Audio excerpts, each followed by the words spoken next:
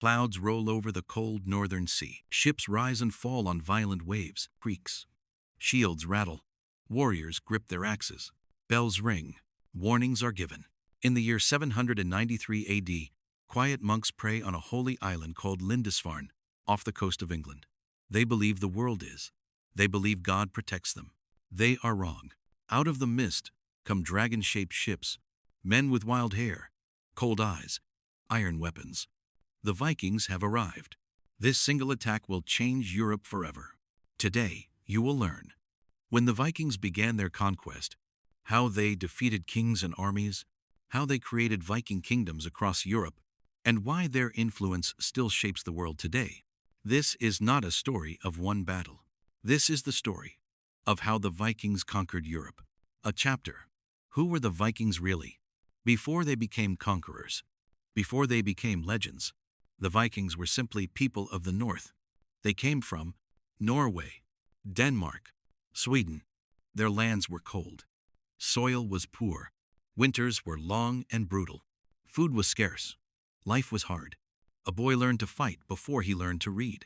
A girl learned to survive storms and famine before love. To the Vikings, strength was life, fear's weakness, and dying with honor meant entry into Valhalla, the warrior's heaven. Their religion taught them the world would end in fire. Only the brave would be remembered. Gods rewarded courage, not peace. So when the population grew, when land became limited, when leaders became hungry for gold, they not inward, but outward, toward Europe. Chapter R. The secret weapon, the longship. The Vikings did not conquer Europe with numbers. They conquered it with speed. Their longships were light, fast, able to sail in deep oceans and shallow rivers, carried by hand across land if needed. No European kingdom had anything like it. While kings depended on slow cavalry and foot soldiers, Vikings could strike. At dawn, in storms, in rivers, deep inside enemy lands. They did not need roads. The sea was their road.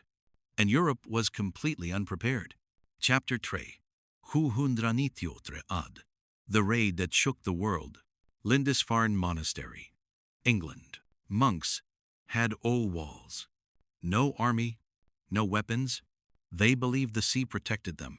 But that morning, dragon ships landed silently. Vikings rushed onto the shore. They killed monks at the altar, burned holy books, stole gold and silver, took prisoners as slaves. Europe was horrified. For the first time in centuries, Christian lands were attacked by pagan warriors from the sea. People believed, the devil has come from the north. This was not a conquest yet. This was a warning. Chapter Arba. The raiding years, 850 ad. After Lindisfarne, attacks spread like fire. Year after year. England, Ireland, Scotland, France. Monasteries fell first because they were rich. They were unguarded. They were close to water. Vikings attacked, looted, and vanished before armies arrived. European kings were helpless. Why? Because Europe was divided into small kingdoms, weak alliances, constant internal wars. The Vikings exploited every weakness. They learned where gold was stored, which rivers led to cities. When armies were away, each raid made them richer. Each victory made them bolder. Soon, they did not come just for loot. They came for land. A chapter. 865 AD. The Great Heathen Army. Everything changes in 865 AD. This time, the Vikings do not leave. A massive lands in England. Not hundreds. Tens of thousands. It is called the Great Heathen Army. Its leaders are legendary. Ivar the Boneless, Oba, Halfdan Ragnarsson, sons of the great warrior Ragnar Lothbrok. They did not come to raid. They came to conquer England. Chapter Lu. The fall of the English kingdoms. At this time, England is divided into 4 kingdoms: Northumbria, Mercia, East Anglia, Wessex. The Vikings attack them one by one. Northumbria falls first. Kings fight each other instead of the invaders. Vikings take the capital York. The English king is captured. He is executed in a brutal Viking ritual. Northumbria collapses. East Anglia falls next. The king of East Anglia tries to resist. He is defeated. He refuses to abandon Christianity. The Vikings kill him and turn his land into a Viking colony. Mercia is crushed. Mercia fights bravely, but it stands alone. Its capital falls. Most of England is now in Viking hands. This land becomes known as the Danelaw, where Viking law rules. Viking settlers farm the land. Scandinavian culture replaces English customs. England is no longer fully English. It is now part Viking. Chapter 7. The Last Hope. King Alfred the Great. Only one kingdom still resists. Wessex. Its king is young, sickly, and underestimated. His name, Alfred. The Vikings attack him again and again.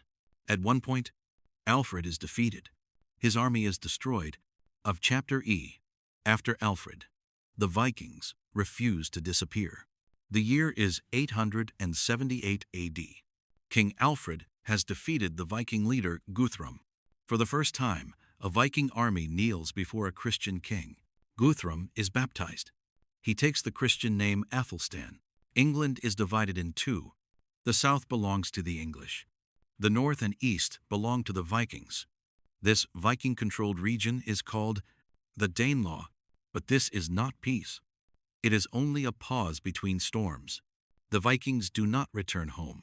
They build farms, marry local women, create towns, establish courts and laws. York becomes Jorvik, a powerful Viking capital. For the first time in history, England is ruled by foreign warrior settlers. IB Chapter Sibi. Life inside the Viking Kingdom of England. The Viking settlers do not live like raiders anymore. Now they live like kings. They build wooden hulls, markets, workshops. Blacksmiths forge weapons. Traders bring silk from the east. Slaves work the fields. Viking law replaces English law. Disputes are settled by duels, public trials, blood compensation. Church bells still ring, but now they ring beside pagan shrines. England becomes a land of two religions and two cultures. Children grow up speaking Old Norse, Old English. Slowly, they blend. Many words you speak today come from this moment. Sky, knife, window, husband, law. The Viking conquest does not just change land, it changes language itself. Chapter Sloshasara. The return of war. Viking kings versus English kings. Alfred the Great dies in 899 AD. His son, Edward the Elder, takes the throne. Edward does not want peace. He wants all of England back. For 25 years, war returns. Town by town, river by river, fort by fort. The English slowly take back land from the Vikings. His sister, Aethelflaed, leads armies herself. She becomes known as the Lady of the Mercians. She builds fortress cities along the border. One by one, Viking strongholds fall. In 927 AD, the last Viking king of York is defeated. For the first time since 865, England is fully English again. Or so they believe. Chapter Arba'ati Ashar. The Second Wave. The Danish kings return. Tesromiat wa Thamanun, Aleph wa Sittati Ashar, Ad. Nearly a century passes. Europe believes the Viking Age is ending, but the sea grows dark again. This time, the invaders come not as scattered raiders. They come as organized armies under kings. The most powerful of them all, Sweyn Forkbeard, king of Denmark, and later his son, Cnut the Great. England's new king, Ethelred the Unready, is weak and fearful. He makes a terrible mistake. Instead of fighting the Vikings, he pays them tons of silver, shiploads of gold. This payment becomes known as Danegeld. The Vikings grow richer. Their armies grow larger. England grows weaker. Then Ethelred makes another fatal mistake. He orders the killing of all Danes in England, including women, including children. The Vikings never forget this. Chapter Hamish Asara. Elif Vishalosh Asara Ed. England falls to a Viking king. Sweyn Forkbeard invades with a massive fleet. Cities surrender without fighting. London falls. The English king flees. For the first time in history, England is ruled by a Viking king. Sweyn dies suddenly, but his son Cnut returns. In 816 AD, after brutal fighting, Cnut becomes King of England, Denmark, and Norway. He rules a North Sea empire. From England to Scandinavia, the seas belong to him. Chapter 16. The Peaceful Viking Emperor. Cnut is not a wild raider like earlier Viking leaders. He governs. He protects churches, respects English law, appoints both English and Danish nobles. He tries to prove that a Viking can rule as a Christian king. But after his death, the empire shatters. Old rivalries return. Viking unity dies. England slowly slips from Viking hands forever. But not before one final disaster. A chapter T. The last Viking invasion of England. In 1066, England faces three kings. Harald Godwinson, English king. Harald Hardrada, Viking king of Norway. William of Normandy, Viking descendant. Hardrada is known as the last great Viking. He invades England with 300 ships. He defeats the English army at Fulford Gate. Then he marches toward York. Harold races north. On September 22, 816, at Stamford Bridge, the two armies collide. The fighting is savage. Axes against shields. Spears through armor. Hardrada is struck through the throat by an arrow. The Viking army is annihilated. Out of 300 ships, only 24 return home. This battle marks the true end of the Viking Age in England. But fate is not finished, because 3 weeks later, William of Normandy lands in the south, and England falls again, this time forever. Chapter Ozamnized. The Vikings in Eastern Europe. The Rus are born, while Vikings reshape the west, others travel east. Through rivers, Volga, Dnieper, Don. These Swedish Vikings are called the Varangians. They move through forests and lakes. They trade furs, slaves, silver. They fight Slavs, steppe warriors, Byzantine armies. A Viking named Rurik takes control of Novgorod. His dynasty will rule for 700 years. His descendants build a new state, Kievan Rus. This state becomes the foundation of Russia, Ukraine, Belarus. Even the name Russia comes from Viking roots. Chapter Shijo. The Vikings vs. the Byzantine Empire. Some Vikings travel even farther. They reach Constantinople, the richest city on earth. They are stunned by golden walls, marble churches, imperial armies. Instead of attacking, they offer their swords for hire. They become the legendary Varangian Guard, the personal bodyguards of the Byzantine emperor. Blonde giants with battle axes guarding the throne of Rome. Even here, the Vikings conquer not with armies, but with reputation. A chapter sure. The Viking Wars in Germany. The Baltic. Along the Baltic Sea, Vikings battle. German tribes, Slavic warriors, Christian missionaries. They burn churches. They destroy trading towns. They rule the northern coast for centuries. The Holy Roman Empire struggles to stop them. Even powerful emperors cannot fully break Viking control of the sea. Chapter Wahed wa Ashurun. The Vikings in Spain. The Mediterranean. Yes, the Vikings reach Spain. They attack Muslim cities. Seville, Cadiz, Algeciras. They sail into the Mediterranean. They loot Italy, North Africa, Greek islands. Fight Arabs, Byzantines, European armies. The Vikings become a global medieval terror. Nowhere is safe, not even the heart of the Islamic world. A chapter Shirart. From raiders to rulers. The Vikings become the Normans. Let us return to the year 911 AD. France has been bleeding for more than a century. Paris has been attacked again and again. Its churches burned. Its villages emptied. Its people terrified. The Viking leader Rollo stands on the riverbank of the Seine. He is tall, silent, feared. The French king, Charles the Simple, faces a terrible truth. He cannot defeat the Vikings by force, so he chooses something unthinkable. He offers Rollo land, a royal title, a Christian baptism, a noble wife, in exchange for peace, protection from future Viking attack, loyalty to the French crown. Rollo accepts. He kneels. He is baptized. And he is given an entire region of France, Normandy, land of the Northmen. The Vikings stop raiding this land, because now they own it. Chapter Arshesan. The transformation of the Vikings into Normans. Something extraordinary happens in Normandy. The Vikings change. They learn French, adopt feudal castles, wear Christian symbols, build stone cities instead of wooden forts. But they do not lose their warrior blood. They remain ruthless, disciplined, ambitious. They become something new. The Normans. Within 150 years, they become the most dangerous warriors in Europe. Their cavalry is unmatched. Their chainmail is D. Their tactics are brutal. They no longer strike from longships.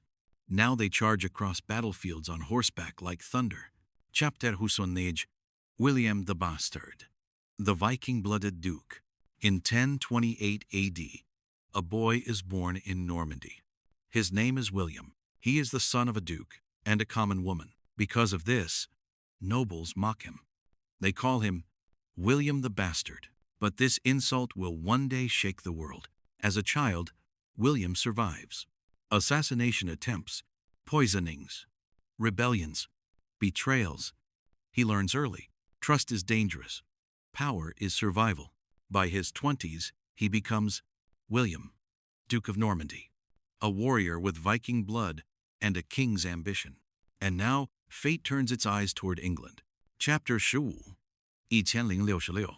The most important year English history. The English king, Edward the Confessor, dies without a son. 3 men claimed the throne. Harald Godwinson, the strongest English noble. Harald Hardrada, the Viking king of Norway. William of Normandy, the Viking descendant. This will not be settled with words. Only blood. Chapter Ishibu. The last great Viking, Harald Hardrada. Harald Hardrada is not just a king. He is a legend. He has fought in Byzantium, served in the Varangian Guard, fought in Sicily, killed kings, survived hundreds of battles. At age 50, he sails for England. Not to raid, to rule. He lands in the north with 300 ships, 10,000 hardened Viking warriors. He wins the Battle of Fulford Gate. Northern England collapses. York surrenders. Hardrada believes victory is near. But King Harold marches north in desperate speed. A chapter should see Stamford Bridge, the last Viking battle. The 25th of September 1066. The Vikings rest near Stamford Bridge. They have removed their armor due to heat. They believe the war is over. Then, the English army appears on the horizon. The Vikings panic. Too late to retreat. Too late to regroup. A single Viking warrior blocks the bridge. He kills dozens alone. Spears, swords, bodies falling into the river. Finally, he is stabbed from below through the ribs. The bridge falls. The battle explodes. Hardrada charges like a god of war. Then an arrow strikes his throat. He falls. The Viking army shatters. From 300 ships, only 24 return home. The Viking Age in England ends in a river of blood. Chapter 20. 3 weeks later, William invades. King Harold barely rests. 3 weeks after Stamford Bridge, sails appear in the south. It is William of Normandy. He lands with 7,000 men, armored knights, archers, cavalry. This is not a raid. This is a full-scale invasion. A chapter Shujyo. The Battle of Hastings. The 14th of October 1066. 2 armies face each other on a hill near Hastings. The English form shield wall. They fight on foot. The Normans attack with cavalry. Wave after wave crashes into the English line. The shield wall holds. Then William changes tactics. His men fake a retreat. The English chase them downhill. The Norman cavalry turns suddenly and cuts them down. Arrows rain from the sky. Then, King Harold is struck in the eye. He falls. The English army breaks. By sunset, England belongs to William the Conqueror. A Viking descendant now wears the English crown. Chapter Shlosim. England becomes Norman. William rules with iron. He builds stone castles everywhere, replaces English nobles with Normans, changes the language of the court to French, creates the Domesday Book to control all land. English peasants now serve Viking-descended lords. Even today, English words reveal this conquest. Cow, English. Beef, Norman French. Sheep, mutton. Pig, pork. The peasants kept the English words. The Viking nobles ate French food. A chapter Shii. The last Viking king Harald Hardrada's defeat ends an era. With Hardrada dead, with William ruling England, with Cnut's empire long gone, the Viking Age is officially over. The world that feared the dragon ships is gone. But Viking blood rules. England, Normandy, Sicily, parts of Spain, Eastern Europe. The Vikings did not disappear. They became kings. Chapter Ithnan with Lathun. The fall of Viking power in Scandinavia. By 1100 AD, Denmark is fully Christian. Norway is fully Christian. Sweden is fully Christian. The old gods are silenced. The longships rot in harbors. Warriors become knights. Raiders become nobles. The age of axe and fire fades into memory. Chapter Samshipsam. How the Vikings changed Europe forever. The Vikings did not just conquer land. They changed trade routes, languages, bloodlines, kingdoms, warfare. They founded Dublin, York, Normandy, Kiev. They built the foundations of England, Russia, France, Scandinavia. They reshaped Europe with steel, fire, fear, and ambition. Chapter Tredeophira. The true legacy of the Vikings. The Vikings were not just destroyers. They were explorers, traders, kings, empire builders. They reached North America, the Islamic world, the heart of Byzantium, from frozen fjords to golden palaces. The Vikings did their name into history. A chapter Sherwoo. How the Vikings actually fought war as a way of life. The Vikings did not treat war as something separate from life. For them, war was life. From the age of 7, boys were trained to wrestle, to handle axes, to use shields, to endure pain without crying. Fathers tested their sons by throwing them to icy rivers. Mothers taught them never to beg for mercy. A Viking believed that if he died in bed, he was forgotten.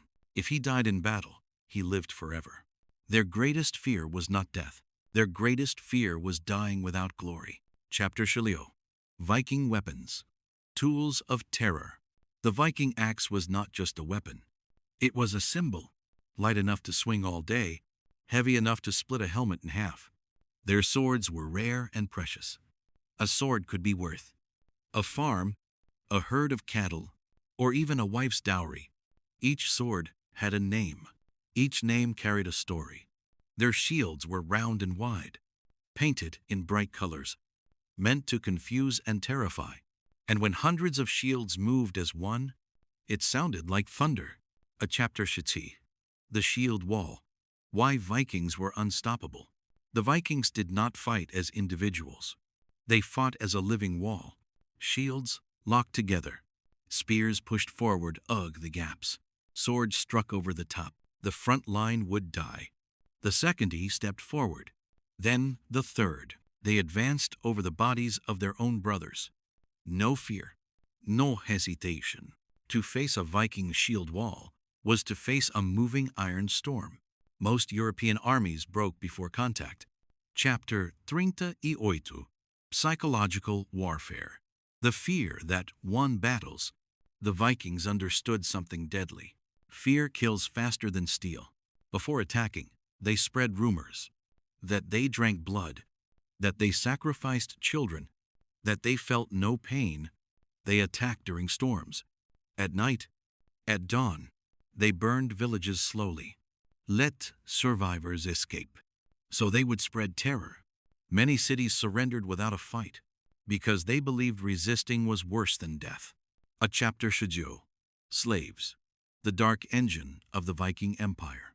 The Viking world ran not only on gold, it ran on human lives. Every raid had one main goal. Slaves. Men were chained. Women were dragged by the hair. Children were tied together with ropes. Slaves were sold in Ireland, Byzantium, the Middle East, Central Asia. A Viking ship could return richer from slaves than from gold. Some slaves worked fields, others were sacrificed to the gods, and some were forced to fight for the entertainment of their captors. This was the black heart of the Viking economy. Chapter Arbaim. Viking women. Power behind the warriors. Viking women were unlike any other women in medieval Europe. They could own land, divorce their husbands, inherit wealth, lead households. While men raided, women ruled the homestead. They managed farms. They ran trade. They guarded family wealth. Some even fought. Graves have been found with female skeletons, buried with swords, buried with shields, buried with war horses. Not legends, not myths. Real women, real warriors. A chapter Shii. Viking law. Justice without mercy. The Vikings did not have courts like today. They had assemblies called the Thing. All free men gathered. Disputes were settled publicly. Punishments were brutal. Theft could cost a hand. Murder required blood compensation. Failure to pay meant death. Some criminals were declared outlaws. Anyone old kill them. No meant no justice. They were hunted like animals. Chapter Ithnan wa Arbaun. Why Europe could not stop the Vikings. Europe failed for four main reasons. 1. Europe was divided. Kings fought each other while Vikings attacked all. 2. Europe was slow. Cavalry and foot soldiers could not match longships. 3. Europe was predictable. Castles were on land. Vikings came from water. 4. Europe had no navy. Until Alfred the Great, almost no kingdom had warships. By the time Europe adapted, the Vikings were already inside its bloodline. Chapter Sushasen. How the Vikings stopped raiding, but never stopped ruling. The Viking Age ended not with defeat, but with transformation. They became Christian kings, became feudal lords, married into royal families, ruled from thrones instead of ships. The raider became the ruler. The outlaw became the lawmaker. The destroyer became the king. Chapter Sashipsa. Where Viking blood still flows today. Modern DNA studies show Viking blood in England, Scotland, Ireland, France, Russia, Ukraine, Sweden, Norway, Denmark. Even people in North America carry Viking DNA. If your ancestors came from the British Isles, Scandinavia, Northern Europe, there is a real chance you carry Viking blood. Chapter Shuwu. The Vikings did not just conquer Europe, they built it. Without the Vikings, no Norman England, no Domesday Book, no Russian state, no medieval North Sea Empire, no transcontinental European trade routes.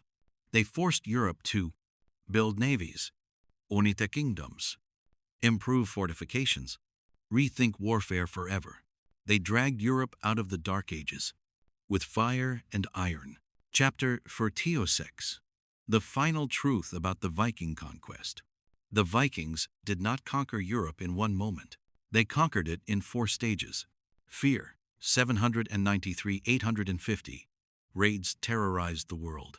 Occupation, 865–950. They settled and ruled land. Kingship, 950. 1066. They ruled as Christian kings. Legacy: 1066 today. Their blood still rules silently. Their weapons broke walls, but their greatest weapon was adaptation. They changed faster than the world around them. Chapter Sushiti. What history got wrong about the Vikings? They were not just savage, mindless, brutal. They were brilliant navigators, skilled traders, political geniuses, master shipbuilders. Yes, they burned. Yes, they killed. Yes, they enslaved. But they also connected continents, built cities, created laws, laid foundations of nations. History is not black and white. It is written in blood and genius together. Chapter Shabbat. The last image.